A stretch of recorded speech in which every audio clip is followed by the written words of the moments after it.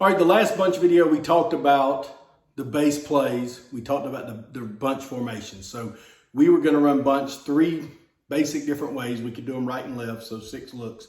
And we were going to run buck sweep and jet sweep out of those formations. That was what we wanted to do. So we spent most of our time getting good at that play. We wanted to make it where we won that play unless they had to cheat their alignment, they had to cheat their looks, they had to kind of abandon some traditional defense to stop that base play. So keep in mind, base plays get stopped for 2 reasons. One is cheating, and I don't mean that word like it's a bad thing. They're just not doing their regular technique. They widen, they tighten, they're just shooting a gap, whatever it is. They're doing something to try to stop the play. And the second one is you just get whipped.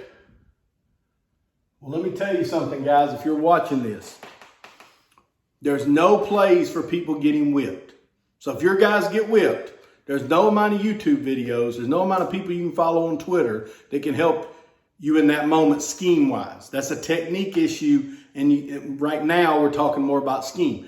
Somebody's getting their butt whooped because their technique is bad or because the other guy's just so much better than them. Maybe he's going to Auburn to play and your guys barely can play for you. There's just not much you can do at that point. So we're taking those off the table. What we're going to talk about today is the times that people are cheating. Somebody's doing something that's really causing some problems, and we need to fix it by a play call. So let's recap real quick our base look. And last time I drew buck sweep and jet sweep out of an odd, so I'm going to do it real quick, a little different, and then we'll go back to that odd. So, again, if we got a 4-4, something like this, we don't get that look a lot because we got the 5 receivers and we can hit the verticals. But if we did, we would have to block down there. We'd have to widen our wing a little bit, block there on buck sweep. We're still going to kick him, so we got a good angle there, down, kick, arc, block back with the center there. Now he's taking the best path possible, wrapping. We'd hinge there and throw the pop, or we would arc and read him, 1 step, get the ball, sell the flank, go. Okay, next thing we can do, run jet sweep. Maybe we do it the other way. So we get in a bunch set, they're overplaying. Let's say it's a roll team. So they're in a 3-4. But they've rolled the safety down here to place. They're going to move him in, roll the safety down. So they got an extra guy. This safety moves to the middle, and we just feel like they got us on the bunch side. We're going to run jet back this way or buck. But for the sake of reminding people how these plays work, we'll run here. We're going to pull in the alley and catch who we can. Block on, pull, catch who we can. Hinge there, hand it 1 step, give him the ball, sell the flank. In this case, hopefully we're running out there. This guy widens, we'll bang, and then get right back outside.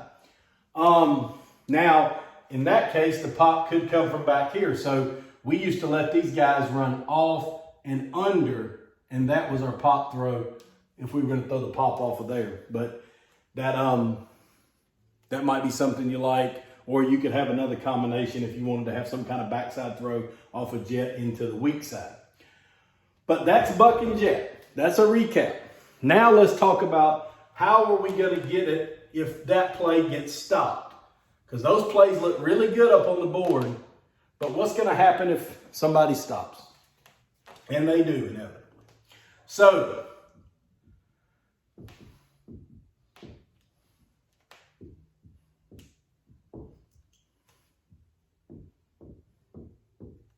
let's draw up a regular D.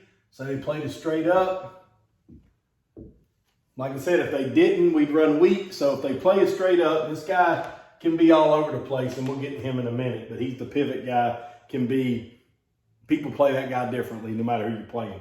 But let's say this guy's whipping us. And what a lot of people will do is, especially at an even front, maybe I should have drawn an even so it would make more sense. Because what you'll see on an even front here is you'll see the DN try to get way out here to almost create that 2 look and make it really hard to down block him, or he's almost head up on you. When they do that, the play we would go to first would be power read or counter read, but we're going to read the DN. You know, the old adage, hard to block, easy to read. So if we're having a hard time down blocking this guy, that's where we're going to start. Now we're going power read or counter read. We're going to read him. We'll start with power read. So we're going to block down, down, down to him, skip pull, hinge. We're going to run it just like Buck. It should look just like Jet and Buck here. But now the quarterback is going to push him out. So instead of the quarterback just putting the ball straight down, the quarterback's going to run with him a little, read the end, and we're going to get either a give where we got 3-on-2 out here. So remember what I said last week, we probably arc, double there, or we could make a us call and slam this guy. We could block down with the Z and the Y and arc there. It really depends on how tight he is. If that pivot guy is tight, so if he's inside, then obviously these two got to block him.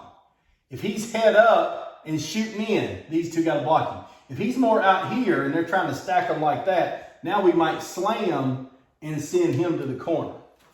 But regardless, we got good numbers there. The person that's hard to block is the inside backer. So, you know, with this look, because it's 8-man, you'll have some issues there. But if he climbs over the top, you could make an off call and try to single block like that. But what we're going to do here is read the end. The end's been a problem. What's probably going to happen if the end's been a problem? It means he's wide. It means he's probably taking the jet. He's taking the sweep. So if he's taking the sweep guy, that means he's stepping out. And really, the quarterback, we should have somebody for here. So if this guy climbs really hard, that's almost good. You know, let him run himself out of the play and the quarterback runs here. If he hangs and feels, we should catch him with a skip pull and be okay.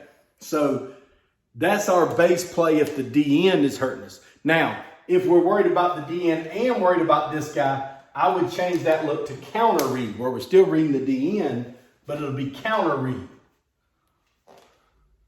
So these are our DN complements. The DNs hurt the play. Okay, so who stopped the play? And the answer is DN, play side DN. So now, show you another look we do with that, which is our counter read.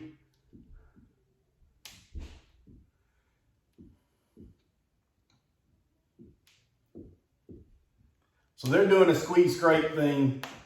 That's different. If they're doing a squeeze scrape, we should have been good on Buck and Jet. This wouldn't be really for a squeeze scrape. This DN is whipping us. He's just stepping out and whipping us. So now, we're going to read him. Say this guy's also coming.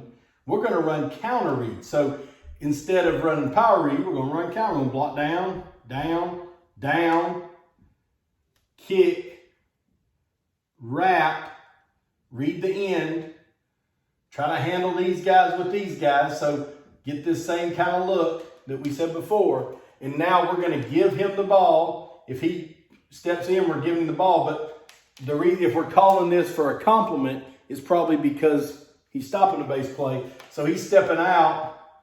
Now this guy's stepping out too. We got pretty good angle back here with the quarterback. The quarterback runs the counter read. So instead of running the power track like he would on power read, he's running counter, but it's the same read. That has been a great compliment for the DN being a problem, which is the number one thing that causes a problem on Buck and Jet, is handling that defensive end. So if you can't handle him by blocking him on Buck and Jet, this is the way you handle him.